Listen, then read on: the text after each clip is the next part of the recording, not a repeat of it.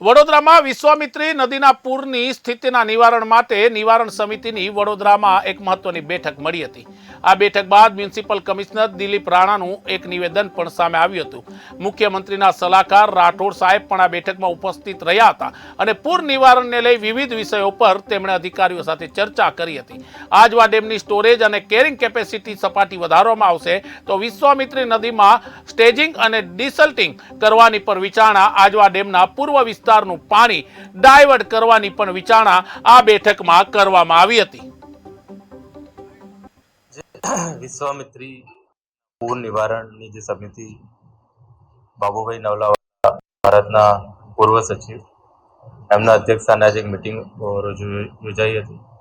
એ મિટિંગમાં માન્ય મુખ્યમંત્રીશ્રીના સલાહકાર સાહેબ શ્રી રાઠોડ સાહેબ, ઇરિગેશનમાંથી મિસ્ટર વ્યાસ, એમએસયુના હાઇડ્રોલોજીના expert, revenue, national highway, forest, કોર્પોરેશનના અધિકારીઓ એ બધા સાથે રહીને એક જે મિટિંગ આ પૂર નિવારણ માટેની યોજાઈ હતી। એના વિવિધ આયામો પર ચર્ચા કરવામાં આવી છે।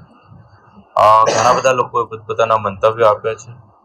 ભૂતકાળમાં સેન્ટ્રલ વોટર કમિશનના એન્જિનિયર સાહેબો એમણે આજવા ડેમ, પ્રતાપપુરા ડેમ અને હાઇડ્રોલોજીની આખી સ્ટડી કરી, એમના પણ રિકમેન્ડેશનો આવ્યા છે।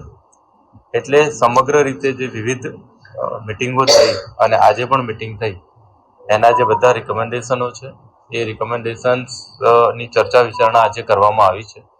એટલે ટૂંક જ સમયમાં કમિટી ફાઇનલાઇઝેશન ઓફ રિકમેન્ડેશન તરફ જવાની છે અને જે રિકમેન્ડેશન ફાઇનલ થાય, જે નિવારાત્મક પગલાઓ પૂર રોકવા માટેના વડોદરામાં વિશ્વામિત્રી માટે થઈને એ જે ફાઇનલ થાય ત્યાર પછી